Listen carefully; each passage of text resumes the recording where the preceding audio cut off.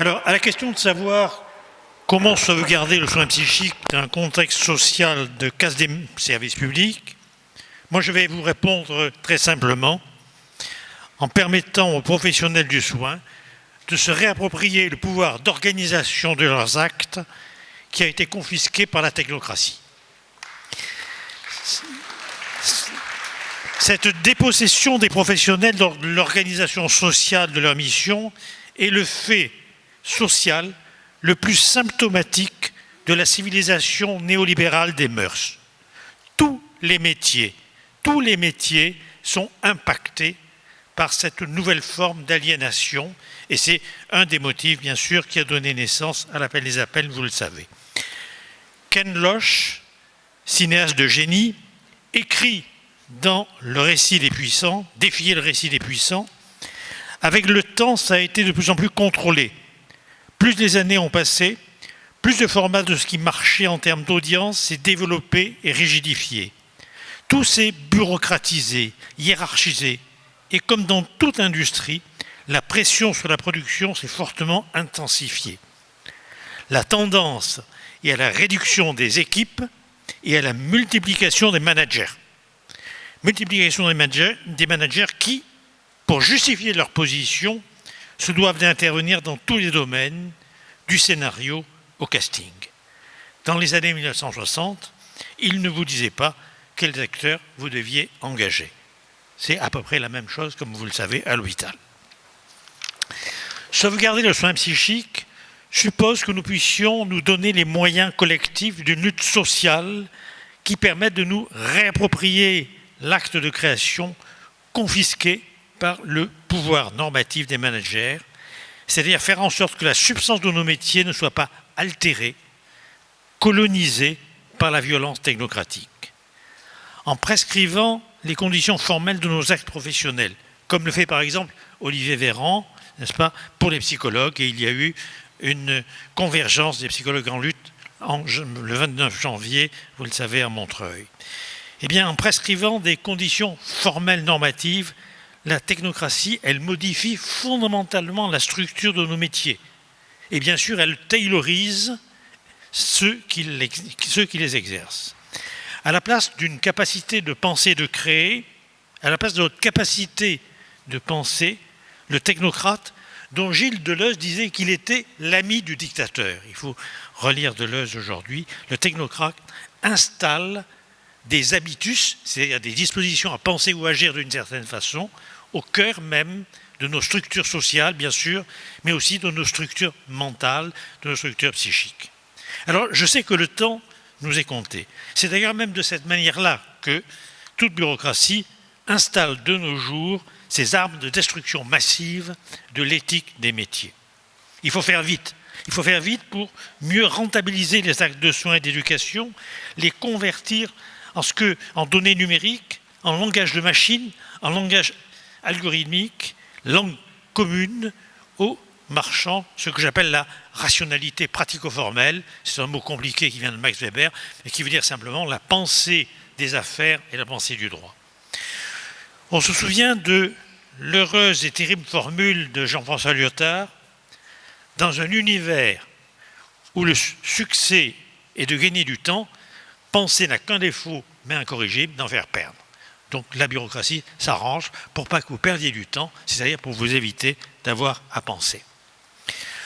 Au moment où la guerre meurtrit l'Europe, avec ses technologies de pointe, sa violence immonde et nue, le droit et les affaires redécouvrent ce qu'ils viennent masquer, c'est-à-dire la violence. Le darwinisme social de Spencer nous avait alertés. Il arrive un moment où la concurrence de tous contre tous, la sélection des meilleurs, c'est-à-dire des premiers de cordée, il arrive un moment où cette concurrence n'emprunte plus la voie militaire, mais passe par la compétitivité économique. Sauf que la réversibilité est possible, c'est-à-dire que de la concurrence économique, on peut aller au combat militaire. Il y a donc une parenté entre l'éloge de la force dans sa version militaire et l'éloge de la force dans sa version marchande, c'est-à-dire la concurrence. Simone Weil, la philosophe, nous avait averti, les deux concourent à cadavériser le vivant.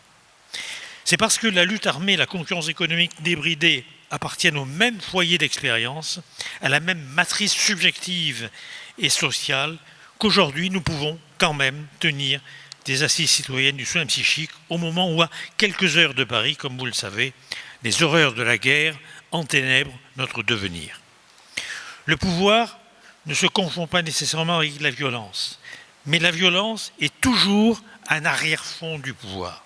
Michel Foucault écrit sur cette relation des sujets au pouvoir. Est-ce que cela veut dire qu'il faille chercher le caractère propre aux relations de pouvoir du côté d'une violence qui en serait la forme primitive, le secret permanence et le recours dernier, ce qui apparaît en dernier lieu comme sa vérité, la vérité du pouvoir. L'arrêt et le soin, c'est peu de choses par rapport au pouvoir. L'arrêt et le soin, c'est les filles de la vulnérabilité, enfants de la misère et du soleil, comme disait Camus. Ils permettent, pour reprendre l'expression du philosophe Walter Benjamin, de dépasser la négativité du monde par le désespoir de l'imagination. Il n'y a pas de pensée sans imagination. Or, c'est l'imagination justement que les logiques bureaucratiques aujourd'hui et technocratiques empêchent, récusent, dévaluent, notamment par ces évaluations fallacieuses qui sont de véritables impostures, vous le savez, n'est-ce pas? C'est les tarifications de nos actes en termes quantitatifs, comme si la qualité n'était qu'une propriété émergente de la quantité. Chaque société a la pathologie qu'elle mérite, et d'une certaine façon, la psychiatrie qui lui convient. La psychopathologie a une histoire. Elle est, disait Michel Foucault, un fait de civilisation. La transformation des souffrances psychiques exprimées dans des symptômes s'est transformée en catalogue de troubles du comportement. Et c'est un des vecteurs les plus puissants de la destruction de la psychiatrie aujourd'hui. La notion vaseuse, la notion trouble, de trouble du comportement par exemple, est un des vecteurs les plus puissants d'une civilisation néolibérale des mœurs qui permet le quadrillage bio-algorithmique des populations. C'est un choix des pouvoirs, mais c'est un choix des pouvoirs avec le consentement d'une partie de nos collègues et qui assoit une conception épidémiologique de la souffrance psychique et sociale, c'est-à-dire qui réduit le sujet humain à un segment de population statistique. Il s'en est suivi, par cette destruction de la psychiatrie, il s'en est suivi une transformation des diagnostics et des traitements, toujours davantage portés du côté d'un traitement populationnel et actuariel des risques psychosociaux, là où il y avait avant un dialogue clinique humaniste. C'est un point très important. L'évolution de nos sociétés disciplinaires vers des sociétés totalitaires de contrôle, combinée à l'émergence des nouvelles technologies, a fait le reste. L'instrumentalisation aujourd'hui perverse des neurosciences, invitée à participer à une neuropédagogie, à une neurothérapie, ne change rien à l'affaire, bien au contraire. Cette instrumentalisation perverse des sciences participe d'une société du spectacle, d'une société de la propagande, d'une société de la publicité et n'a strictement rien à voir avec les sciences et leur légitimité. Aujourd'hui, il s'agit de construire la figure d'un sujet neuroéconomique déterminé par son système neuronal et devant jouer sa partie sur le marché économique. C'est chez l'historien, et vous savez bien qu'en psychiatrie aujourd'hui comme en psychologie, on n'enseigne plus la philosophie, on n'enseigne plus l'histoire, on n'enseigne plus les humanités, ça n'est pas par hasard, bien évidemment. C'est chez un historien camerounais, H.L. Membe, que je trouve la définition la plus forte de cette nouvelle anthropologie que l'on est en train de nous vendre à l'aide de la propagande pseudo-neuroscientifique. Il écrit « Une forme inédite de la vie psychique, adossée à la mémoire artificielle et numérique et à des modèles cognitifs relevant des neurosciences et de la neuroéconomie, se fait jour. Automatisme psychique et automatisme technologique ne forment plus qu'un seul et même faisceau, la fiction d'un sujet humain nouveau, entrepreneur de soi-même, plastique et soumis de se reconfigurer en permanence en fonction des artefacts qu'offrent les peaux. » Cette fiction anthropologique d'un sujet neuroéconomique se trouve aujourd'hui corrélée à des dispositifs de contrôle et de suivi numérique des personnels de services publics, en particulier du soin et de l'éducation. Le New Public Management, ne vous trompez pas, passe aujourd'hui par le web. Les subjectivités, comme ceux qui les gouvernent, se dissolvent dans le numérique. Ils sont en interconnexion. L'un ne va pas sans l'autre. L'organisation sociale du travail et cette conception d'un sujet neuroéconomique, cette fiction anthropologique, vont ensemble. Il y a une homologie structurale entre cette épistémologie d'un sujet neuroéconomique et la politique de gestion des personnels soignants, leurs nouvelles contraintes et leurs nouvelles missions.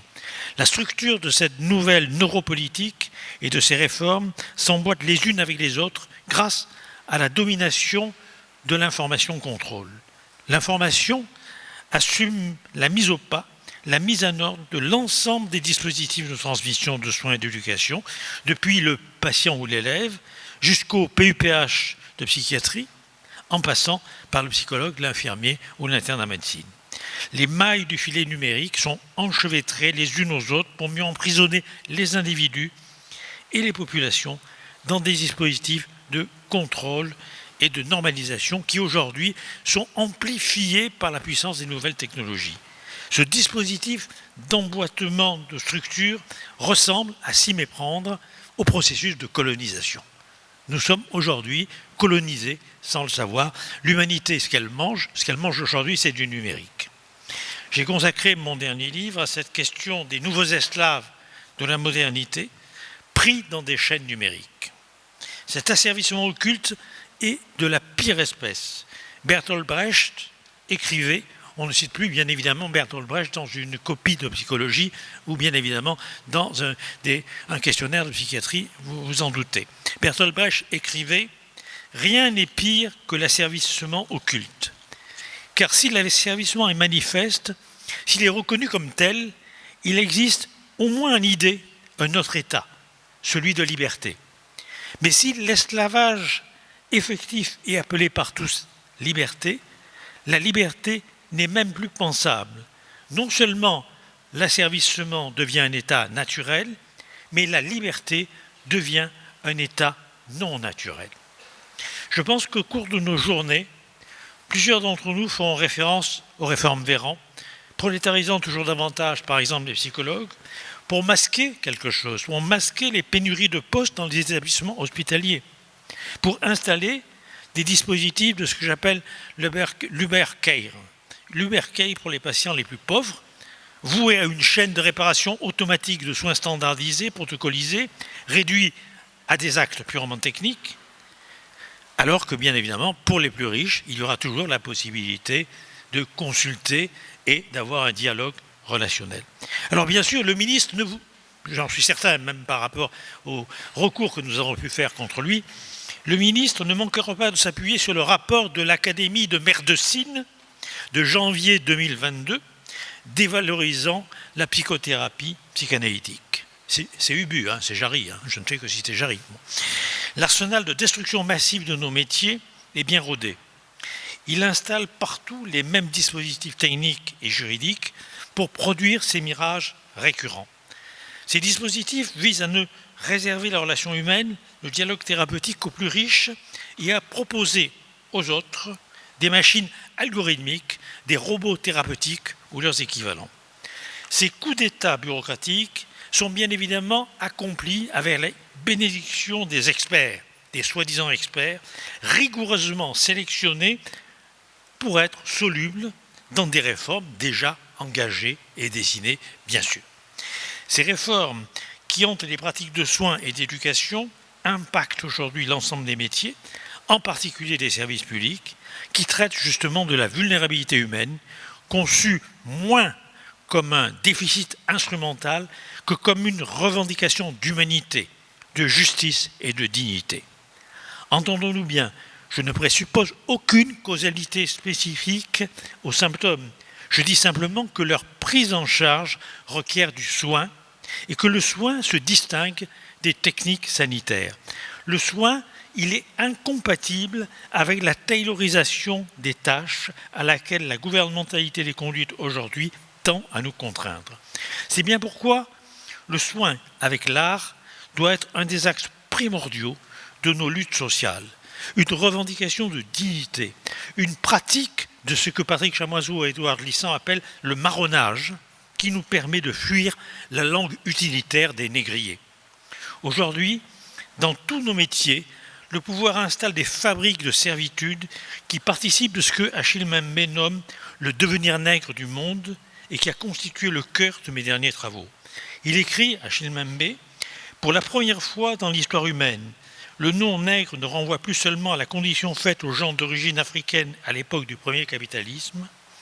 C'est cette fongibilité nouvelle, cette solubilité, son institutionnalisation en tant que nouvelle norme d'existence et sa généralisation à l'ensemble de la planète que nous appelons le devenir nègre du monde. C'est ce devenir nègre du monde que nous devons combattre par tous les moyens de création dans le soin, en renouant avec l'art et l'art de soigner. Je vous remercie.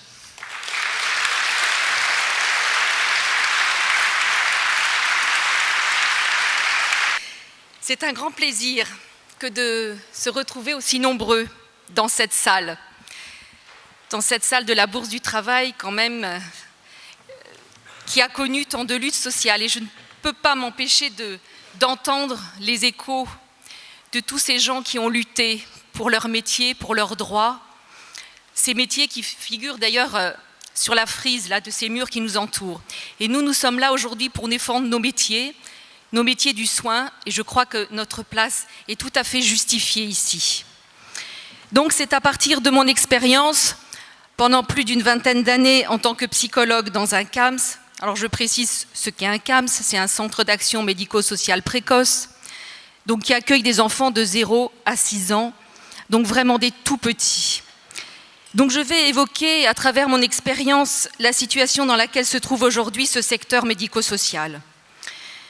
Ce secteur est depuis quelques années la cible des attaques de nos gouvernants, car en totale incompatibilité avec le modèle néolibéral. Trop de personnel bénéficiant de conventions collectives jugées onéreuses. Trop d'institutions où s'élabore une clinique vivante. Trop de lieux où ça pense. Ces lieux qui furent des creusets de la psychothérapie institutionnelle en référence à la psychanalyse. Trop subversifs donc. Depuis leur création dans les années 70, les établissements médico-sociaux ont travaillé en partenariat avec les structures de l'intersecteur psychiatrique et pédopsychiatrique. Et pour autant, si peu visibles, si peu identifiés aux yeux du citoyen lambda. Il a donc fallu ces attaques frontales des gouvernants, avec un temps de retard certes par rapport à la psychiatrie, pour que les soignants de ce secteur prennent conscience de leur destruction programmée. Je salue donc l'initiative de ces assises qui nous réunit aujourd'hui. Médico-social, psychiatrie, pédopsychiatrie, solidaires dans un même constat et dans un même combat. Celui de la défense du service public de soins, de l'accès aux soins psychiques, pour tous, pour la liberté des pratiques et leur pluralité, pour un travail d'équipe pluridisciplinaire que seule l'institution est à même de proposer. Alors ces institutions aujourd'hui sont dans un triste état. Le personnel soignant en grande souffrance, sans parler bien sûr de ces patients qui sont délaissés, abandonnés, au risque de majorer une crise sanitaire déjà présente bien avant le Covid. Dans le secteur médico-social, parmi les armes de destruction massive utilisées par les gouvernements successifs, 3 me semblent particulièrement efficaces pour œuvrer à cette désinstitutionnalisation. Alors, il faudrait préciser ce qu'est une désinstitutionnalisation, ce qu'est une institution, mais je ne vais pas développer là. Ce sera aussi un travail que nous ferons dans les ateliers. C'est une question très importante, mais qui mériterait beaucoup de développement. Donc, parmi ces armes de destruction massive, j'en ai noté 3. L'inclusion, à marche forcée, la plateformisation du parcours de soins et le tout TND, qui représente pour moi un changement de paradigme nosographique majeur. Alors l'inclusion à marche forcée, nous le savons, elle est un leurre qui permet de réduire les coûts des prises en charge au nom de la bientraitance. Et voilà, nous sommes piégés. Bientraitance, inclusion, Ces mots qui viennent dire le contraire de ce qu'ils nomment. J'ai un petit problème de micro. Est-ce que quelqu'un peut m'aider? Sinon, je le prends à la main. Je vais le prendre à la main. Voilà, ces mots qui viennent dire le contraire de ce qu'ils nomment. Puis il y a le tout TND, qui n'est qu'une imposture scientiste, un exemple d'instrumentalisation des neurosciences à des fins politiques et idéologiques. Ce qui fait scandale, ce n'est pas le concept de TND, quoique, qui ne concerne qu'un petit pourcentage de cas relevant davantage de la neuropédiatrie que de la pédopsychiatrie, mais c'est bien le tout TND, qui réduit les troubles de l'enfant à des perturbations de son fonctionnement neuronal et biochimique. Lorsque l'on associe le comportement d'un enfant angoissé, agité, qui présente des difficultés d'attention à des facteurs de risque génétiques ou à une altération présumée de son développement cérébral, alors l'on évacue de fait, et cela est bien entendu intentionnel, toute dimension intrapsychique, affective et subjective, toute causalité environnementale, familiale et sociale. Et c'est une imposture scientifique et politique qui permet aux gouvernants de se déresponsabiliser de leurs mesures antisociales, mais aussi de légaliser ce que j'appelle une clinique d'État au service de Big Pharma, de mettre en place un dispositif destructeur des institutions, et là je veux nommer les plateformes de coordination et d'orientation, ces fameuses PCO. Avec les PCO, on fait croire, et surtout, on économise le temps de la rencontre, le temps de l'accueil, le temps de l'écoute, au risque d'étiqueter les enfants dans des cases au nom d'un diagnostic précoce, au risque également de leur faire supporter les conséquences d'un surdiagnostic ou d'une erreur diagnostique qui les poursuivra toute leur vie. Alors, le tout TND, les troubles neurodéveloppementaux, ce tout TND vient aussi justifier la demande des ARS de trier les enfants entre troubles légers et lourds. Mais c'est impensable. Comment quantifier la souffrance psychique seulement à l'aune d'éléments objectivables, mesurables, répondant aux critères réductionnistes du DSM? PCO et tout TND sont donc indissociables, les revers d'une même médaille aux effets pervers qu'il nous appartient de dénoncer et de combattre. Présentés par le gouvernement comme la solution aux interminables listes d'attente, les PCO ne sont pas mis en place, mais à la place des institutions médico-sociales, qui, du fait de la pénurie organisée et planifiée, ne peuvent plus assurer leur mission à hauteur des besoins de la population. C'est ce que j'appelle le grand remplacement des institutions publiques de santé par des plateformes qui assurent le tri des patients sur dossier et renvoient vers les praticiens libéraux eux-mêmes saturés, pour lesquels des décrets imposent de soi-disant bonnes pratiques. Alors je voudrais vous faire part d'un événement heureux, d'une bonne nouvelle. Ça peut faire du bien.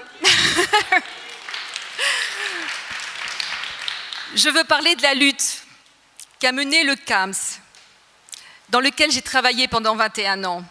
Cette lutte toute récente et victorieuse. C'est une semaine après mon départ, j'ai quitté cette institution en janvier. Une semaine après mon départ, la direction, je mets entre guillemets parce que c'était leur formule, rendait sa liberté aux médecins, pédiatres et directeurs.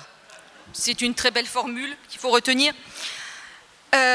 Donc, ce médecin qui a toujours soutenu une clinique vivante et institutionnelle, non favorable au PCO, qui se mettait en place à Reims dans la Marne.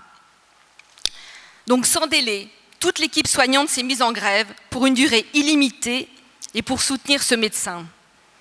Car au-delà de l'attachement au travail éthique de cette personne et à sa collaboration qui durait depuis 13 ans, l'équipe défendait sa clinique, son institution de proximité, son travail pluridisciplinaire, l'accueil inconditionnel de l'enfant et de sa famille.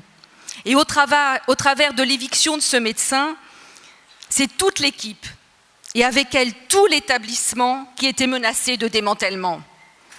Et une solidarité formidable s'est organisée. Une caisse de solidarité pour les grévistes, Une unité sans faille réalisée entre les salariés et le syndicat CGT de l'établissement. Une pétition qui a recueilli plus de 12 500 signatures, 400 commentaires, le soutien des médecins partenaires, le soutien des familles aussi. Et finalement, à l'issue de 3 semaines de grève totale, l'association gestionnaire qui affirmait dans la presse ne pas pouvoir modifier sa décision s'est résolue à réintégrer ce médecin dans ses fonctions de pédiatre et de directrice. Alors,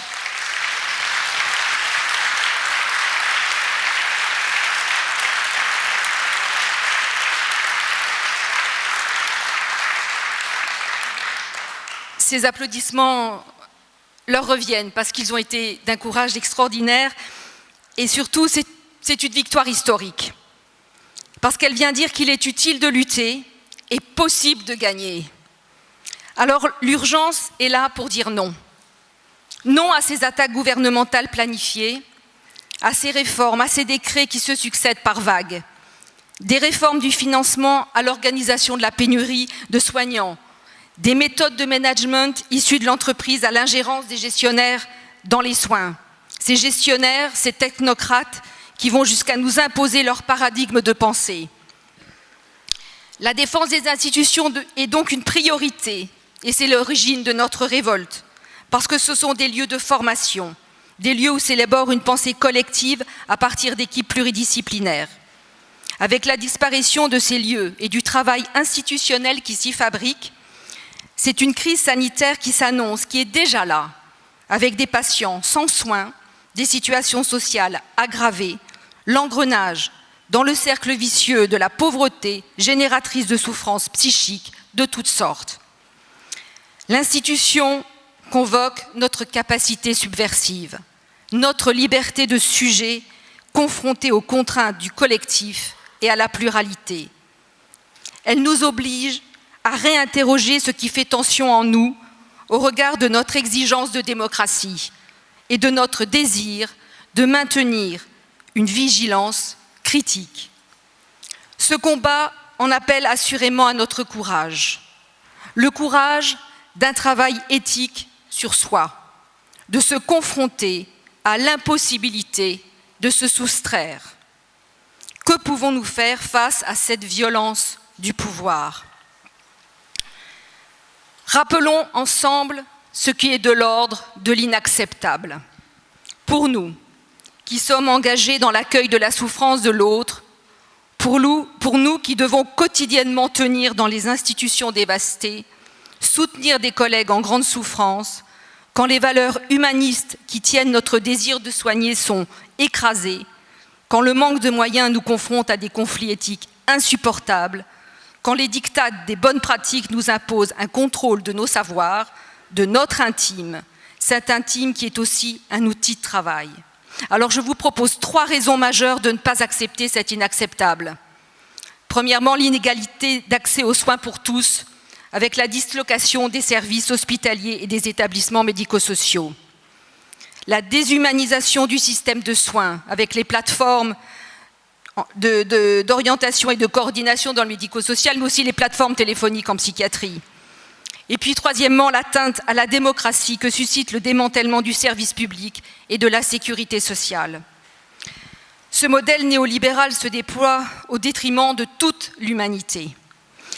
Il nous faut donc retrouver le courage de croire dans ce qui est juste, créer du collectif, de la solidarité, sortir de la sidération de la violence qui nous est infligée au quotidien, ne pas céder aux petits compromis, aux renoncements répétés qui font les grandes catastrophes politiques.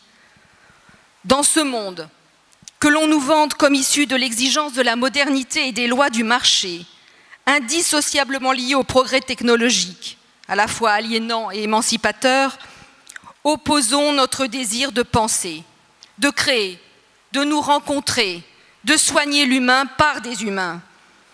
En tant que soignants d'un autre souffrant, nous avons ce devoir éthique et politique de nous élever contre ce modèle de société et de résister. Ce capitalisme néolibéral qui s'emballe dans une course folle, qui nous entraîne vers un destin tragique, nous atteint au plus profond de nos pratiques et nous oblige à une pensée et à un engagement. Alors, réapproprions-nous ces mots qui nous sont volés.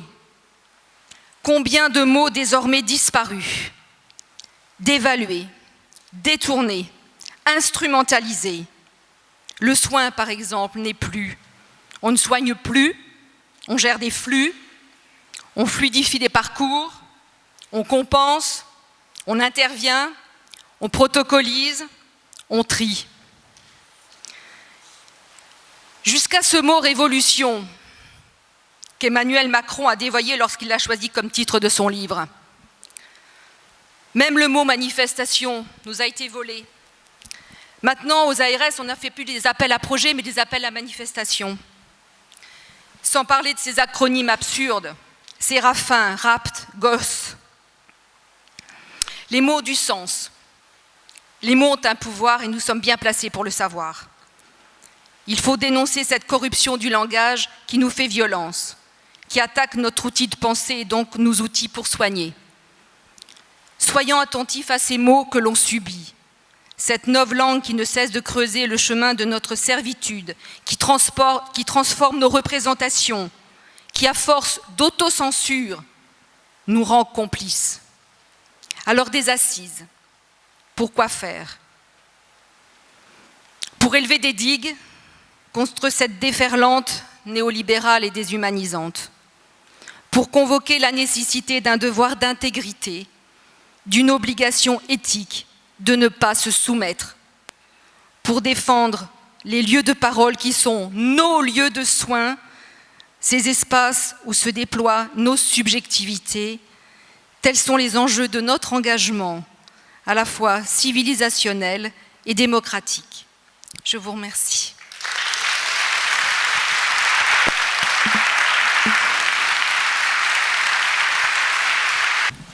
Bon, alors j'ai appelé mon intervention de la destruction du collectif de soins à la destruction de la pensée. Avant de commencer, je voudrais dire que je suis très contente d'être là, parce que ces assises sont le fruit d'un travail de longue haleine, des réunions tous les dimanches depuis quasiment 6 mois, une trentaine de personnes, des débats parfois un peu houleux, des longs argumentaires, des moments très chouettes. Enfin voilà, on s'est tenus comme ça à une trentaine, parfois, enfin je sais, dans ces eaux-là, quoi. Je voudrais particulièrement remercier Martin. Martin, ouais, t'en as tellement fait là, et vraiment je crois que, ouais, Martin, merci et bravo.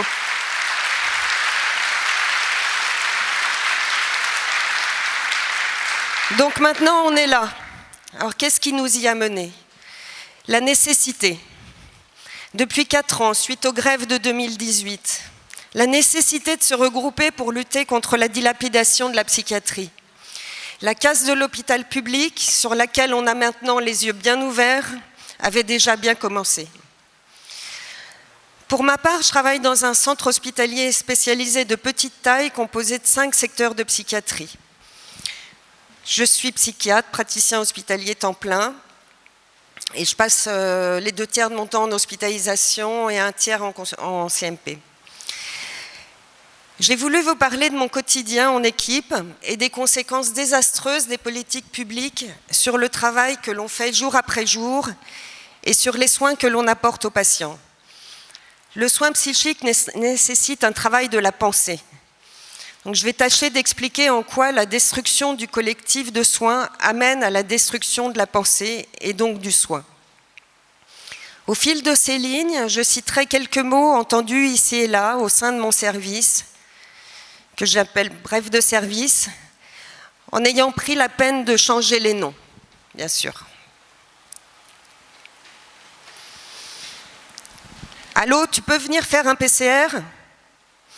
C'est ce que ma collègue médecin généraliste à l'hôpital psychiatrique s'entend dire ce matin-là de janvier, comme bien des fois quand elle répond au téléphone. Elle en a assez. Elle dit sa furieuse impression d'être devenue prestataire de service dans une crise Covid qui dure depuis 2 ans et dans un hôpital exsangue. Ce médecin travaille 2 jours par semaine à l'hôpital psychiatrique, un choix pour elle, qui est aussi urgentiste. D'un lieu à l'autre, elle entend la même chanson. Des gens qui râlent, parce qu'ils en ont marre, parce qu'ils sont fatigués, parce qu'ils sont en sous-effectif. Et dès le matin, c'est « Salut, ça va ? Non, ça va pas. Ce matin, on est -2. » Traduction, il manque 2 infirmiers par rapport à l'effectif programmé. L'ambiance est plombée de partout. Ce matin-là, dans le service où je travaille, on râle aussi, comme souvent en ce moment. Nous, au niveau des psychiatres, on est juste -1. Il manque 1 psychiatre sur 3 dans l'unité d'hospitalisation, ce qui revient à 1,3 équivalent temps plein pour 30 patients. C'est pas beaucoup. Du côté infirmier, ils sont -4 en extra-hospitalier, -7 en intra, -3 de jour, -4 de nuit. Et en septembre prochain, vu les départs prévus, sur l'effectif infirmier total de 41 personnes, il manquera 9 infirmiers de jour et 4 de nuit. Ça fait beaucoup de moins tout ça. Vous remarquerez cette façon de dire comme on est diminué. Et au même moment, on entend parler d'un projet de psychologue N+1. Il y a donc aussi des augmentés, en position d'autorité bien sûr. Finalement, c'est le même langage que dans les boîtes privées. N+1, N+2, N-1, on l'a déjà entendu ailleurs. C'est curieux comme au moment où on se soucie de faire de la place aux catégories désignées comme inférieures ou minoritaires, alors les femmes, les racisés, les non-hétéros, tout ça dans un souci d'égalité, se déploie une verticalité du pouvoir, une toute-puissance autoritaire, consubstantielle au capitalisme néolibéral dont Jupiter est la parfaite illustration. Les rapports hiérarchiques ont encore de beaux jours devant eux. Ces hiérarchies et ces aspirations à être dans les lieux de pouvoir, elles ne sont pas nouvelles. Et elles permettent à l'hôpital-entreprise de se mettre en place tranquillement, sans que personne ne moufte, avec ses logiques gestionnaires et son management destructeur. Les soupirants sont nombreux à vouloir se faire aimer du prince, que ce soit à l'échelle de l'établissement ou à l'échelle du ministère. J'en vois de nombreuses illustrations par mon activité syndicale. Pour revenir au terrain, la question des manques d'effectifs est cruciale. Ils sont en train de déconstruire le travail d'équipe et l'entité équipe de soins en elle-même, qui est la condition sine qua non des soins. Ça fait un moment que ça dure, bien avant le Covid. Il y a plusieurs années déjà, dans mon hôpital, peut-être dans le vôtre aussi, il y avait déjà eu le logigramme organisant la répartition des infirmiers surnuméraires. Surnuméraire, ça veut dire au-dessus de l'effectif minimum de grève. Dans tous les services, afin de remplacer les absents. Ces derniers mois, l'hémorragie a été telle, que ce soit en raison des départs de soignants, mais aussi en raison d'arrêts ou d'accidents de travail, que les trous sont devenus béants. Et le redéploiement des effectifs soignants, entre guillemets, a été organisé. Qu'est-ce que cela signifie ? Cela signifie que les infirmiers de l'extra-hospitalier qui dépassent l'effectif minimum ont dû aller travailler en intra-hospitalier, laissant au passage en plan leur travail habituel, le suivi des patients, les groupes, etc. Or, leur travail, c'est quand même de soigner des personnes dont la continuité d'exister est toujours fragile, et particulièrement dans cette période de pandémie, où tout un chacun a pris conscience, plus encore que d'habitude, qu'il était mortel. Annuler un rendez-vous, annuler un groupe, changer de personne, d'interlocuteur au dernier moment, ça n'est pas anodin. Alors que la continuité des soins est la base même de la psychiatrie de secteur. Dans cette réorganisation, les infirmiers redéployés savent normalement, quelques jours avant, dans quelle unité ils vont aller travailler. Mais parfois, ça se produit à la prise de service. Et parfois aussi, quand les transmissions ont déjà commencé. Ce qui leur donne tout simplement l'impression d'être un pion ou un bouche-trou. Non seulement c'est désastreux pour les prises en charge des patients, avec qui la continuité de la relation est absolument nécessaire, Mais c'est également désastreux pour les professionnels eux-mêmes, qui se retrouvent dans des unités qu'ils ne connaissent pas, avec des collègues qu'ils ne connaissent pas, et à s'occuper de patients qu'ils ne connaissent pas. Un jour, une infirmière, que j'appelle Françoise, me dit « On va d'un service à l'autre, on est comme des gourdasses, on a l'impression de ne servir à rien ou de ne plus savoir rien faire. » Une autre infirmière de l'extra-hospitalier, référente club, est venue travailler 5 jours d'affilée en intra. Mais ces 5 jours, elle était dans une unité différente. Une autre encore. En allant travailler dans cette unité, j'ai eu l'impression de consacrer toute mon énergie à tenir les murs, tellement elle avait le sentiment que ça s'écroulait. L'équipe est fragilisée. Violaine, par exemple, dit « Je n'ai plus l'impression d'appartenir à une équipe ». Alors on s'en rend compte très vite, cette valse des soignants n'a rien d'entraînant. Elle est démobilisatrice et destructrice du collectif. Les arrêts des uns et des autres, aussi légitimes soient-ils, sont également un gros facteur de démobilisation dans le travail et du sentiment de ne plus faire équipe. Cela a été montré dans des études faites au Québec notamment. Quand une infirmière s'arrête, un ou une infirmière, pardon, les autres font corps, s'entraident. Quand c'est une deuxième, puis une troisième, l'esprit de solidarité se fissure. Car celui ou celle qui avait pris sur lui de venir travailler sur son repos finit par se dire « Mais moi aussi, je suis fatigué ». Et il commence à en vouloir progressivement à ses collègues qui s'arrêtent. Et pourquoi je travaillerais plus ? C'est humain d'avoir ces réflexions-là. C'est tout à fait normal. Je crois qu'on demande trop au personnel de santé d'être surhumain. Plus encore, on leur demande d'être des robots. Et de fait, c'est ce qui se passe. Les uns et les autres sont de plus en plus pressés comme des citrons, les tâches s'enchaînant. Roland Gori a très bien expliqué cette taylorisation du travail à l'œuvre dans nombre de métiers, dont ceux de la santé. Disparition de l'interstitiel, des échanges informels. Moins de temps à ne rien faire aussi, et c'est nécessaire du temps à ne rien faire, avec les patients, entre collègues. Moins de temps pour parler de choses et d'autres. D'ailleurs, en ce moment, les gens se parlent de moins en moins, même pendant les pauses. Certains peuvent être dans un retrait dépressif, mais d'autres, peut-être dépressifs aussi d'ailleurs, dans leur portable. Donc je disais, c'est important de ne rien faire, juste être là, vivre le même instant ensemble. C'est fondamental dans les soins, ce travail sur l'ambiance. Un travail non valorisable, forcément. Et c'est sans doute pour cela qu'il nous a été volé par ceux qui comptent tout. L'identification collective à une équipe est nécessaire, mais aussi à un lieu de soins, à un service, à une méthode de travail. Et si nous n'avons pas un objectif commun, ça ne fonctionne pas. Alors bien sûr, ça peut toujours se travailler au sein de chaque service par la dynamique propre de ce service. Mais tout ça est quand même très impacté par les injonctions que nous recevons. Donc l'ambiance dans le travail s'en ressent beaucoup et c'est difficile de continuer à avoir envie de travailler dans ces conditions. Dans mon service, ça se voit dès la première réunion de la matinée. Les mines font 3 mètres de long. Les bouts en train ont perdu leur énergie. L'autre jour, Nathalie disait « Je suis trop fatiguée pour prendre mon café maintenant. Il faut que je repose mon corps d'abord, je le prendrai après. » Mais oui, les corps souffrent et s'épuisent.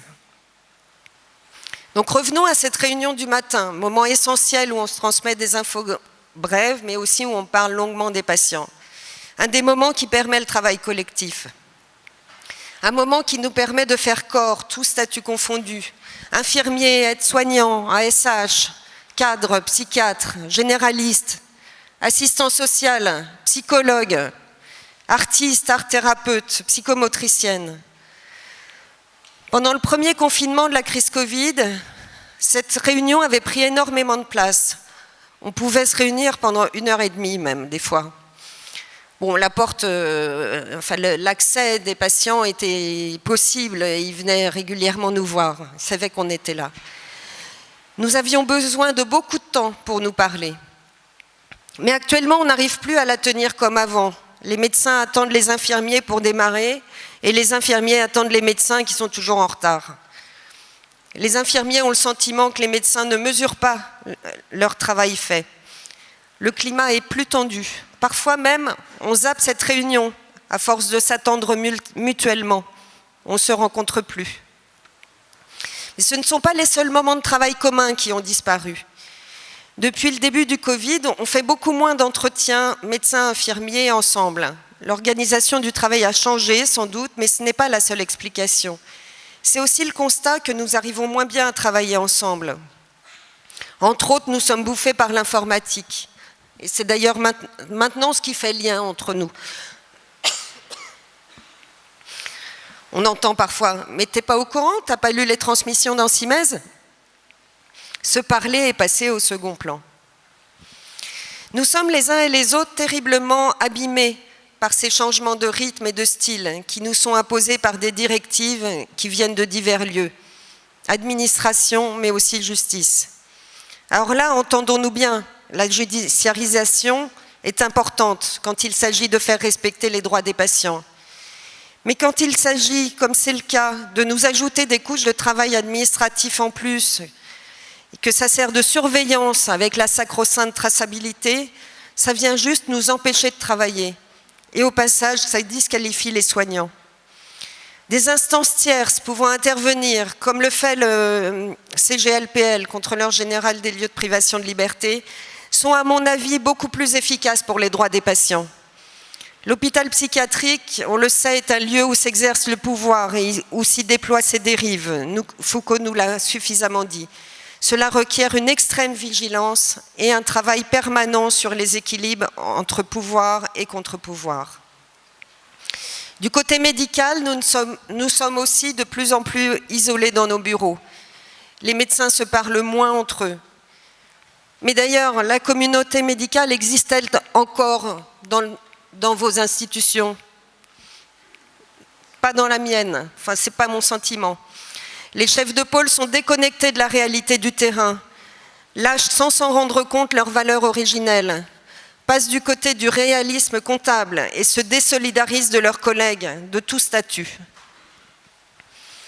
Ça fait 13 ans que nous sommes sous le coup de la loi HPST, qui a apporté la création des pôles et le modèle de l'hôpital-entreprise, et a aussi ôté le pouvoir décisionnel de la CME. Plus récemment, des trucs comme les FIR, les FIOP et les autres acronymes organisent les projets pôle par pôle, si possible innovants bien sûr. Et tous ces trucs ont majoré cette compétition entre les pôles. Et maintenant, avec la fusion des CTE et CHSCT, c'est les personnels non médicaux qui vont être affaiblis face à une direction toute puissante. Il y a une individualisation du travail. Pour les praticiens hospitaliers, par exemple, je ne sais pas si vous êtes au courant, le nouveau statut est sorti en février 2022. Et tenez-vous bien, il vient donner la possibilité à chacun d'aménager la quantité de travail qu'il accordera au public et celle qu'il consacrera à son activité privée, y compris lucrative. Pour revenir aux terribles conséquences sur les soins de la destruction du collectif de travail, que ce soit à l'échelle de l'établissement, d'un service, d'une unité, je voudrais rappeler l'extrême importance qu'il y a à mettre nos pensées en commun pour soigner la psychose. Pierre de Lyon, que nous écouterons après, nous le rappellera peut-être, le travail en constellation transférentielle est de la plus haute importance pour relier tous les bouts et rassembler un être dissocié. On le sait, chaque réunion de synthèse de ce type a des effets bénéfiques immédiats, car elle transforme chacun d'entre nous et nous permet de renvoyer au patient une représentation plus unifiée de lui-même. Mais comment continuer à travailler dans ces constellations quand il n'y a plus de collectif de soins, quand des personnes manquent, s'arrêtent, viennent d'un autre service, quand les gens sont aigris, s'engueulent entre eux? Le manque de travail institutionnel, faute de temps et d'équipe en place, revient à se laisser traverser par tous les clivages projetés sur nous et à nous rendre moins soignants. Cette destruction du travail d'équipe et des collectifs de soins n'est ni une conséquence du Covid, ni un effet collatéral des restrictions budgétaires. C'est un but recherché par nos dirigeants, qui rejoint totalement les nouvelles orientations prises pour les soins psychiatriques et psychologiques. Il ne s'agit plus de penser la souffrance psychique de l'autre, il s'agit de le rétablir au plus vite en colmatant les brèches à coups de médicaments et de rééducation. Le remettre d'aplomb qu'il retourne vite à sa place sans faire de bruit dans la chaîne de production et de consommation. Alors pour finir, je vais vous transmettre la réponse que m'a faite une personne de l'équipe de direction en CME récemment, alors que j'ai expliqué en quoi le redéploiement des effectifs infirmiers était très préjudiciable aux soins. Elle m'a dit « ça suffit » de façon autoritaire. Alors moi aussi, j'ai à dire « ça suffit ». Ça suffit de maltraiter les gens, que ce soit les personnels et les patients. Ça suffit de détruire la psychiatrie de secteur qui a pour mission d'accueillir et de prendre en charge tout le monde. Ça suffit de détruire l'hôpital public. Je vous remercie.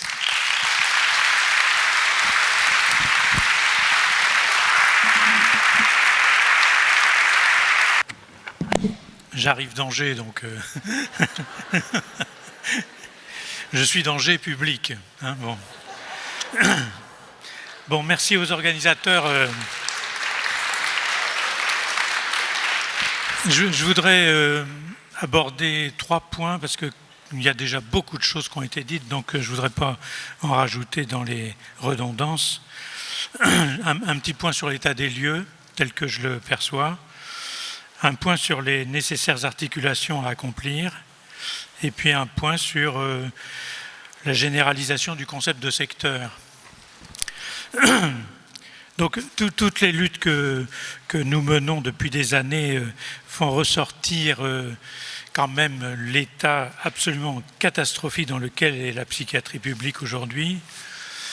Et je suis très étonné qu'un simple livre sorti sur Orpea puisse déclencher des sentiments partagés de honte et de dégoût vis-à-vis de ces salopards de capitalistes à propos des personnes âgées, alors que nous, on gueule comme des putois depuis déjà des années et que la psychiatrie est dans un état bien pire que celui d'Orpea.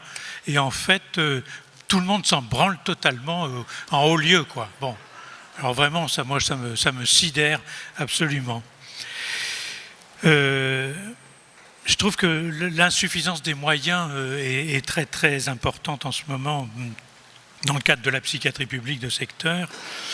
Et on voit bien, ça a été dit par les trois interlocuteurs précédents, quand vous vous installez dans le 16e arrondissement et puis qu'au bout de 6 mois d'installation, les gens qui prennent rendez-vous avec vous ont la surprise de découvrir que pour avoir un rendez-vous avec ce brillant psychiatre qui s'installe dans le 16e, il va falloir 1 an d'attente pour avoir un rendez-vous. Ça fait dire à tous les gens du coin, 1 an d'attente pour une consultation avec ce psychiatre qui vient de s'installer dans le 16e, putain, qu'est-ce qui doit être bon. Mais si dans un CMP, dans le 19e par exemple, hein, ou pas dans le 16e, il y a 1 an d'attente, ben, le directeur dit ils ne savent pas du tout s'organiser, cette équipe de branleurs, je vais leur créer un poste de manager pour pouvoir faire ce que Roland a dit tout à l'heure et ça va arranger les choses. Donc vous voyez, 2 poids 2 mesures quand même par rapport au service public, c'est un vrai scandale. Évidemment, vous comprenez bien que tout ce qui a été dit sur le New Management, j'y adhère absolument. Je vous renvoie à la lecture du livre de Chapoutot, quand même très très important, Libre d'obéir. Il faut lire ça, ça fait partie des bibles essentielles pour la lutte. Et le sous-titre surtout, encore plus important que Libre d'obéir, c'est le New Management du nazisme à aujourd'hui. Hein. Pour ceux qui ne l'ont pas lu, je dis un petit mot parce que quand même ça me paraît très important cette affaire. Quand la NASA a été créée aux États-Unis, c'est grâce à l'exfiltration d'un type qui s'appelle Werner von Braun, qui était l'ingénieur qui avait inventé la V1 et les V1 et les V2 en Allemagne nazie. Et dès la fin de la Deuxième Guerre mondiale, exfiltré aux États-Unis, il crée la NASA et l'homme va sur la Lune. Ben, ils ont fait pareil avec les psychologues du travail qui travaillaient à Essen chez Krupp. Ils ont exfiltré aux États-Unis. Ils sont devenus profs de fac dans des trucs du travail et ils ont produit le New Management. C'est les mêmes qui ont fait ça. Hein. Et donc, quand on vient nous rabattre les oreilles en disant, voilà, il faut suivre les enseignements du New Management aujourd'hui, il faut arrêter de nous raconter des salades, surtout quand on voit que l'autre connard là, qui est en Russie en ce moment prétend dénazifier l'Ukraine. Quand même, il faut utiliser les mots pour leur poids historique et pas à côté. Hein. Je crois que c'est très important. Et puis, vous avez tous insisté, mes prédécesseurs, sur la question de la pensée comptable. Ça, je crois que c'est très très important de bien prendre conscience du fait que, comme vient de le dire Delphine, les gens ne voient plus du tout de quel soin il s'agit, de quel contenu du soin il s'agit, mais voient uniquement la quantité qu'on peut exercer. D'ailleurs, on nous dit qu'il faut faire des chiffres pour pouvoir prétendre avoir des postes. Maintenant, c'est plus on travaille et on fait des chiffres, c'est il faut faire des chiffres pour avoir des postes. Donc c'est l'inverse qui s'est produit et on voit bien que ça nous soumet à quelque chose de très contraignant et qui fait que nos appareils à penser les pensées disparaissent progressivement. Il y a un point qui me semble très important, qui a été souligné un petit peu précédemment, c'est le fait qu'il y a une imposture scientifique qui fait dire que les neurosciences seraient l'alpha et l'oméga de la psychiatrie d'aujourd'hui. Et on voit bien qu'au fur et à mesure, ces choses-là vont aboutir au fait qu'il n'y a plus que les neuroleptiques qui comptent, les antidépresseurs, et tout ce qui serait la qualité intersubjective de relation disparaît totalement de l'équation. C'est quand même une imposture gravissime. Hein. Hier, j'étais dans une réunion de l'ASE, je fais une intervision dans un groupe d'éducateurs qui n'en peuvent mais de s'occuper des gamins de l'ASE qui sont confiés en très grande quantité, bien plus que des places qu'ils ont pour les accueillir. Et il y avait un enfant qui vient d'arriver, qui a 10 ans, qui a un trouble du spectre autistique, ça s'appelle maintenant, hein, c'est plus un autisme, il a un trouble du spectre autistique. Et l'éducateur disait je suis très content parce que enfin on a obtenu un rendez-vous chez le neuropédiatre pour savoir comment on va pouvoir le soigner. Vous voyez ? Donc, voyez dans quelle direction on va pour soigner les troubles psychiques aujourd'hui. Et puis enfin, la protocolisation des pratiques qui fait apparaître quelque chose qui pour moi est très très important à distinguer pour notre philosophie personnelle. Il y a toutes les techniques qu'on pourrait dire éducatives qui consistent à penser les choses avant. L'institut, quand il va apprendre les multiplications, il prépare son truc avant, il l'apprend aux élèves et après il vérifie si ça marche. Et puis il y a les techniques dites psychothérapiques qui sont les nôtres et pour lesquelles on est obligé de passer par l'expérience avec le patient et de réfléchir après coup à qu'est-ce qui s'est passé avec ce patient-là. Et on voit bien qu'il y a une opposition entre, disons, les philosophies de travail a priori et les philosophies de travail a posteriori. Ben, tout ce qui est protocolisation du soin, c'est des philosophies de travail, si on peut dire philosophie, a priori. Et donc on nous impose de faire des choses alors que ça n'est pas du tout ce que notre intuition soignante professionnelle nous commande. Donc ça nous met dans un truc qui est très très inconfortable et qui nous évite de penser les choses parce qu'au bout d'un certain temps, on suit le protocole et on laisse tomber tout ce qui est humain entre les gens. Donc vous voyez, tous ces éléments-là, ça aboutit à cette catastrophe sanitaire et il ne faut pas se raconter d'histoire. Quand on voit ce qu'a raconté cette gentille dame là, très intéressante qui a fait chier tous les gens, elle nous l'a dit, hein, pendant sa vie professionnelle, c'est très important de bien considérer que si ça continue, on va aller tellement loin dans la déconstruction de la qualité du soin que de toute façon, les patients eux-mêmes, leurs familles, vont se rendre compte qu'elles se sont fait avoir par le gouvernement, qui les a dressés contre nous dans un certain nombre de cas, pas celui-là, mais un certain nombre d'autres associations auxquelles elles faisaient référence, n'est-ce pas, pour obtenir la disparition de tout ce qu'est la psychopathologie transférentielle, si j'appelle ça comme ça. Et il ne faut pas se raconter d'histoire, ça va aboutir à quoi? Ça va aboutir, c'est déjà le cas dans un certain nombre d'endroits, à la reconstitution de ce que j'appelle pompeusement des asiles périphériques. Qu'est-ce qui se passe actuellement quand vous venez d'Angers, que vous prenez le métro, vous croisez des gens dans la rue, vous voyez bien que c'est des schizophrènes qui ne savent pas où se foutre. Dans les bons cas, ils tendent la main parce qu'ils n'ont plus de fric, mais dans les mauvais cas, ils sont complètement là, abandonnés sur les trottoirs, ils ne savent plus comment faire. Quand ils sont un peu plus violents que ceux-là, ben, qu'est-ce qu'ils font? Ils se retrouvent en prison. Donc, il y a déjà 2 asiles périphériques qui sont bien désignés, la rue et puis les prisons. Et puis, il y en a un certain nombre d'autres qui sont en train de se constituer. Vous en avez parlé, chers amis, avant. C'est par exemple la pratique en extension des contentions. Qu'est-ce que c'est que la contention? C'est un asile périphérique. Quand on ne reste pas avec le patient qu'on a attaché parce qu'on ne peut pas faire autrement, dans certains cas absolument exceptionnels, le fait qu'on reste avec et puis qu'on essaie de l'entourer, ça veut dire que on n'a pas pu faire autrement, mais on reste là avec toi, mon frère. Mais dans la plupart des cas, ce n'est pas du tout comme ça que ça se passe. Il y a des protocoles qui le prévoient, vous les contentionnez, vous venez les voir de temps en temps, et puis s'il n'est pas mort, tant mieux. En gros, il y a une espèce de désaffectivation de la contention même qui fait que, de toute façon, ça devient une pratique asilaire périphérique qui est dominante aujourd'hui. Quels sont les gens qui, ici, lèvent la main et disent « dans mon service, il n'y a jamais eu de contention » Quels sont les gens qui peuvent le faire? Toi, voilà, vous voyez, c'est la majorité. Donc il y a un vrai problème qui est que la folie, de toute façon, n'est pas réductible comme les autres maladies à un traitement uniquement médicamenteux, et de toute façon, la folie va se manifester et va venir faire chier à nouveau tous les gens qui ne veulent pas en entendre parler comme d'une maladie différente. Et ça, je crois que c'est vraiment très important de se dire que malheureusement, on va être obligé d'en passer par là pour qu'on puisse rebondir sur le fond de la piscine et revenir vers des pratiques qui sont dignes de ce nom. Alors, je crois que devant cette constatation absolument épouvantable, la tendance serait plus facile de se dire « nous défendons la psychopathologie transférentielle, donc il faut qu'on soit contre les neurosciences et tout le bazar ». Et je pense que là, ça serait vraiment une erreur stratégique fondamentale.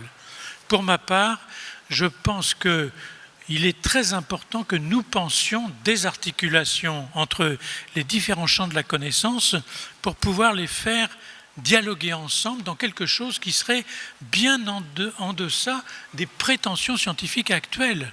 Les impostures dont parle Roland Gori dans la Fabrique des imposteurs, les impostures scientifiques actuelles, ce ne sont pas des scientifiques qui les font et qui nous les annoncent à la télévision et dans les médias. Ce sont des faux scientifiques, ce sont des scientistes. Ils utilisent la science de façon idéologique pour nous bourrer le mou et pour raconter des salades qui leur permettent d'obtenir d'ailleurs des milliards de subventions des différents endroits du pouvoir.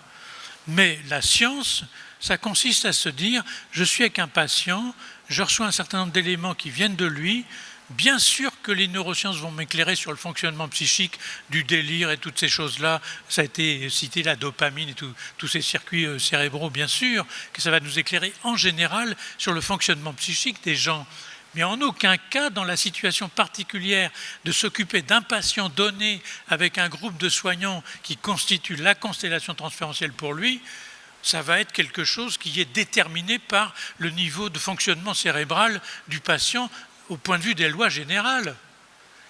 J'attends, moi, que les neuroscientifiques viennent nous aider dans la constellation transférentielle pour nous permettre d'avancer sur cette donnée-là.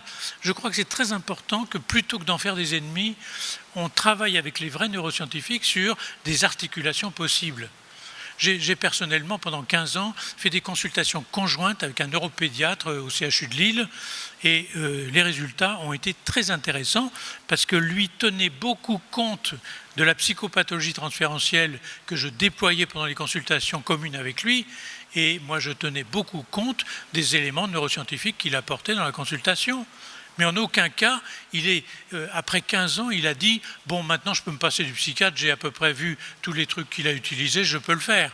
Non, il a continué à essayer de faire le bilan de tout ce qui est la neuroscience telle qu'elle peut nous apprendre sur le fonctionnement psychique, mais en aucun cas il pouvait se passer de ce que j'apportais moi sur le plan de la psychopathologie transférentielle. Donc je plaide vraiment à l'image de ce que Delphine nous a ramené sur la constellation transférentielle pour qu'on réfléchisse à des articulations dans nos pratiques entre tous ces éléments de savoir et qu'on ne se fasse pas avoir dans cette espèce de guet-apens qui nous guette en ce moment, qui est, vous voyez bien, tous les gens qui sont de formation psychopathologique et psychanalytique, ils sont contre les sciences. Donc, c'est le passé, dehors, arrêtez de leur parler, dégagez, etc. Et on voit bien que cette idée-là qui germe dans un certain nombre d'esprits de praticiens du pouvoir, c'est quelque chose qui est très toxique pour nous, parce que même sur le plan strictement épistémologique, on a vraiment besoin de faire ces articulations-là. Alors je crois qu'il faut qu'on pense ces articulations sur un plan institutionnel, bien sûr sur le plan de la pensée, sur le plan de l'épistémologie, mais aussi sur le plan institutionnel. C'est-à-dire qu'à chaque fois, comme ça a été raconté par Marie, le pédiatre du CAMS avec le pédopsychiatre et les soignants du CAMS, ensemble, ils peuvent faire un travail d'articulation conceptuelle tout à fait fondamental. Et on voit bien dans quel état le CAMS s'est mis du fait qu'on balançait le pédiatre dehors. Donc on voit bien que ces éléments-là sont tout à fait essentiels. Quand on est psychiatre de secteur, qu'on va s'occuper d'un patient qui est suivi par un médecin généraliste, c'est très important de s'articuler avec le médecin généraliste. C'est très important de s'articuler avec le psychologue. C'est très important de s'articuler avec le kinésithérapeute qui s'occupe du patient en question. Donc vous voyez bien que c'est dans une pratique que Tosquelles avait emprunté à Dupréel, sociologue belge des années 50, des rapports complémentaires, et Houry essayait de compléter les choses en disant de façon plus lacanienne, rapport de décomplétude, c'est-à-dire pour ne pas en faire un système totalisant de plus. Rapport complémentaire, comment chacun de nous, avec nos compétences, on peut apporter quelque chose aux patients dont il est question. Pour l'autisme, je raconte souvent cet aphorisme que j'ai proposé, éducatif toujours, pédagogique si possible, thérapeutique si nécessaire. Ça veut dire que pour un enfant autiste qui n'a pas besoin de thérapie, tant mieux pour lui et pour nous. Mais pour un qui en a besoin, parce que les deux approches, disons, éducatives et pédagogiques ne suffisent pas, le thérapeutique va s'articuler avec eux. Donc ça nécessite de créer des concepts d'articulation qui étaient déjà présents dans la psychiatrie de secteur et qui sont tout à fait essentiels pour accompagner au mieux les patients qui présentent des souffrances psychiques, mais pas seulement, dans la plupart des cas. Et ça, je crois que c'est très important pour réintégrer toute cette dimension socio-anthropologique qui disparaît aujourd'hui des prises en charge psychiatriques, comme s'il n'y avait que le fonctionnement cérébral qui comptait. Donc je crois que là, il y a quelque chose de très important qu'il faut pouvoir restaurer, et ça nous permettrait de mettre en pratique des concepts, disons, post-morins, qui sont ceux de la complexité bien comprise. Il ne s'agit pas de plaider pour les complications, il s'agit de penser la complexité dans les différentes dimensions biopsychosociales qui caractérisent tout malade mental aujourd'hui. Et je crois que c'est très important que dans nos équipes, on soit persuadé de ces choses-là pour faire des alliances avec un certain nombre de gens qui pourraient nous considérer comme des gens du passé sous prétexte qu'on fait de la psychopathologie transférentielle. Et puis, troisième point qui me semble important, c'est peut-être un peu offensif, vous allez trouver, mais c'est le fait que quel est le système qui nous paraît le plus génial qui a révolutionné la psychiatrie au XXe siècle ? C'est la psychiatrie de secteur. Et la psychiatrie de secteur, elle a permis de faire que cette psychiatrie qui s'est développée à partir des années 70 jusqu'aux années 90, où ça a commencé à décader à cause de toutes ces conneries new managériales et néo-capitalistes, c'est quelque chose qui a fait la preuve de son efficacité pour les patients et pour les professionnels. Pour avoir connu beaucoup d'équipes à ce moment-là, je vivais vraiment les aventures que les équipes de secteur menaient dans chacun des territoires qui étaient sous leur responsabilité en matière de santé mentale et de psychiatrie, comme étant une aventure humaine absolument remarquable. Et bien sûr, un certain nombre de patients bénéficiaient de ces prises en charge de façon tout à fait optimale, mais je voyais bien que l'état d'esprit dans lequel les soignants travaillaient était lui aussi tout à fait optimal. Bien sûr, ils continuaient à s'affronter à tout un tas de choses qui étaient des résistances de tout un tas de vieux ringards psychiatres ou infirmiers qui ne voulaient pas entendre parler du secteur. Mais globalement, on pourrait dire que la fête de l'esprit était là et faisait que cette aventure avait une consistance tout à fait extraordinaire. Alors je trouve que cette expérience de 20 ans de la psychiatrie de secteur, nous ne devons pas la laisser fuir. Nous devons continuer à en parler, à la raconter et, si possible, à la la poursuivre dans la pratique quotidienne à chaque fois que c'est possible, ne serait-ce qu'en faisant des réunions de travail à chaque fois que c'est possible pour discuter à plusieurs d'un patient qu'on prend en charge à plusieurs parce qu'il a une pathologie grave et qu'il a besoin d'avoir plusieurs soignants qui s'occupent de lui. Alors je vais plus loin en disant, essayons de penser la médecine à l'aune de la psychiatrie de secteur. Il y a un des problèmes actuels qui se posent. Par exemple, je discutais récemment avec un forum dans lequel Grimaldi, qui est un diabétologue important, intervenait.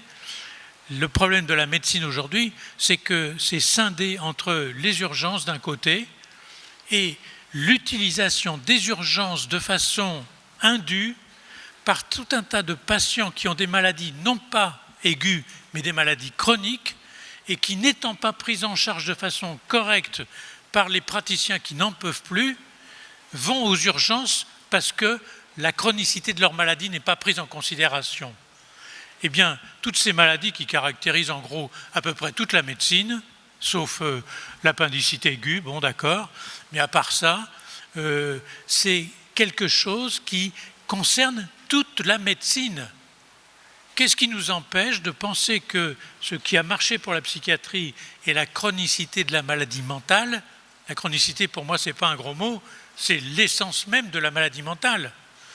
Eh bien, qu'est-ce qui nous empêche de penser que l'ensemble de la médecine pourrait bénéficier de cette avancée conceptuelle majeure qu'est la psychiatrie de secteur? Il faut que nous puissions parler à tous nos collègues de la médecine en général de ce fait que la psychiatrie, si elle doit être refondée, doit donner des idées à l'ensemble de la médecine pour l'être. Et qu'on voit bien que refonder l'hôpital, ça risque d'être très difficile si ça reste dans une perspective qui est hospitalo-centrée. Mais que si, au contraire, on essaie de faire ce qui s'est passé en psychiatrie, c'est-à-dire d'extra-hospitaliser tout un tas de patients qui n'ont pas besoin d'être à l'hôpital dans la médecine en général, on va se faire des alliés avec tout un tas de médecins et de soignants de la médecine qui vont être tout à fait considérables pour livrer notre message à nous. Et je crois que si on veut repenser la psychiatrie, il faut qu'on puisse la repenser dans le cadre de la médecine en général. Et je crois qu'à ce moment-là, il y a beaucoup de choses qui pourraient changer et ça nous aiderait à avancer sur le plan de au fond, de ce rêve que je vous exprime ici, qui est que la psychiatrie, en fait, comme le disait Tosquelles, est l'exemple de la médecine en général, et en fait, la médecine est une des branches de la psychiatrie. Voilà, je vous remercie.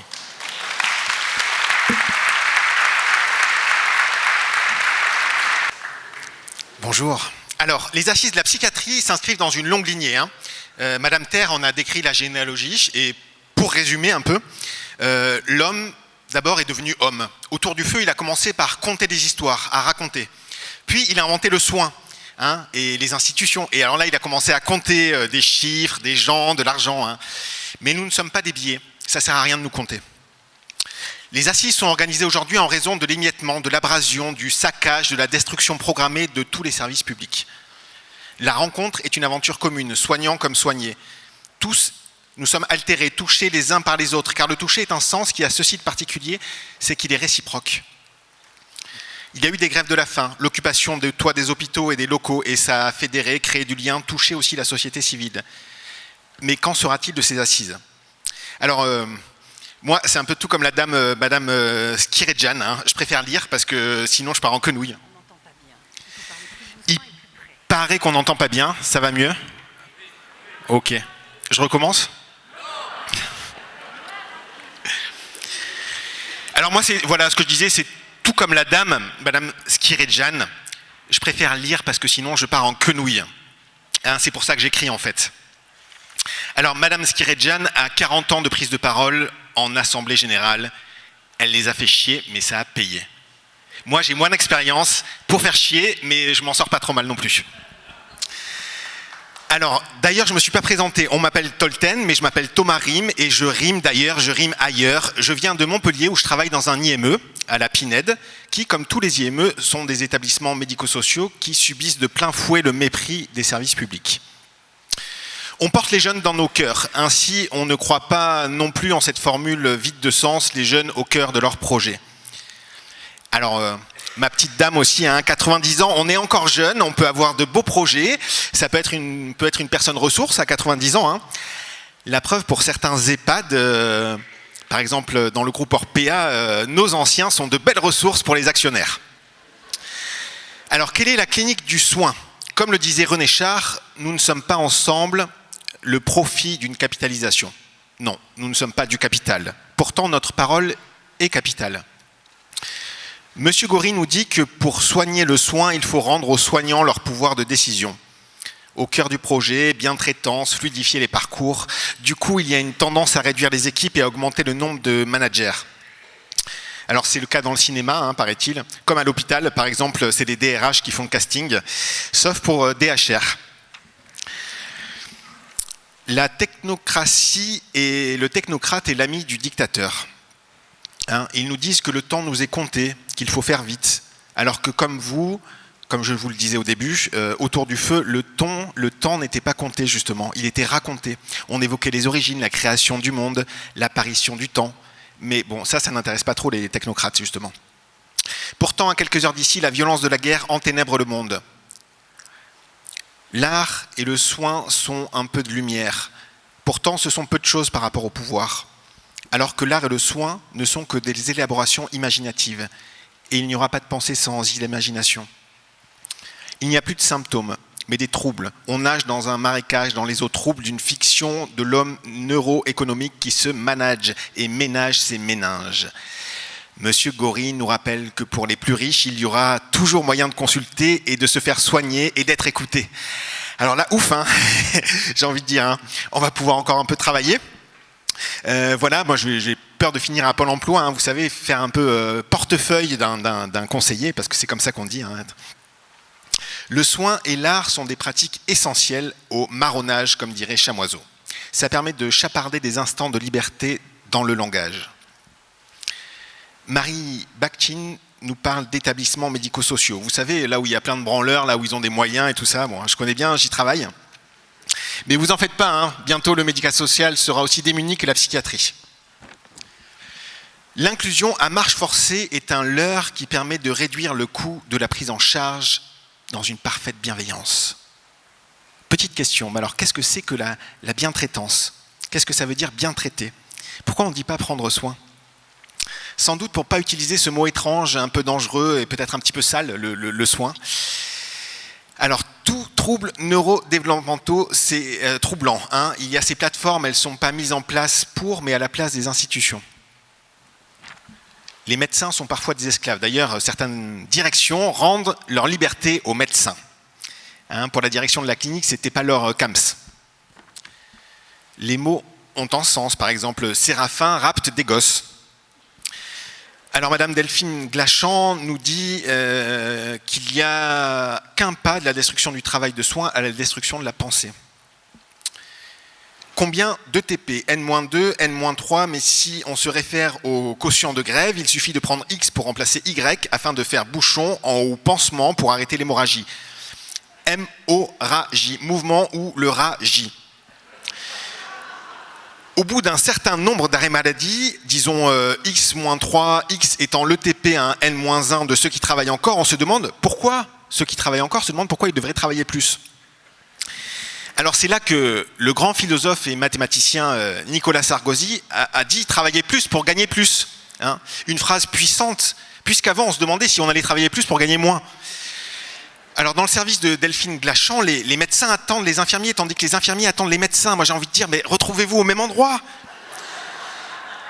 Et voilà, à l'hôpital entreprise, avec ce merveilleux langage, le FIR, FIOT, CTE, CHSCT, HPSE, FIR, CTE, mais c'était mieux avant. Le redéploiement des personnels soignants est délétère. Alors, Pierre de Lyon et de Lille est danger et public. Car oui, Pierre est bon public. 1 an d'attente pour consulter un psychiatre, c'est que le psychiatre doit être bon. Effectivement, c'est dire que les équipes dans les IME sont vraiment au top, parce qu'il faut 3 à 5 ans à peu près. Alors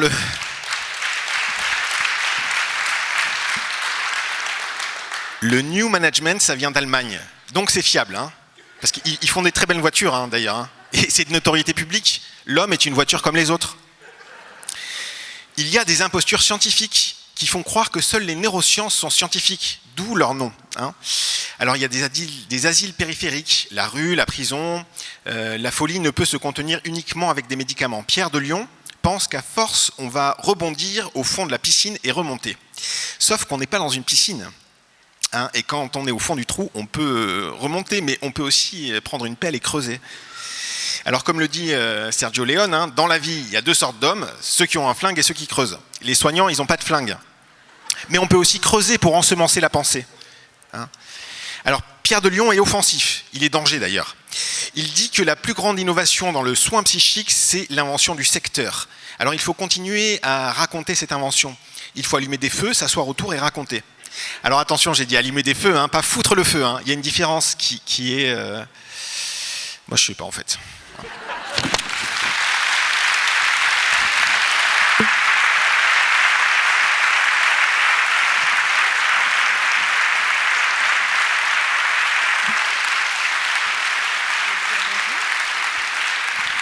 Alors, je voudrais vous dire bonjour, messieurs et mesdames.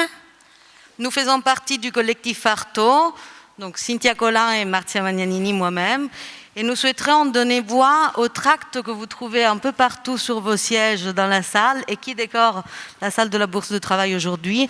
Une manière pour le collectif Artaud de participer aux assises.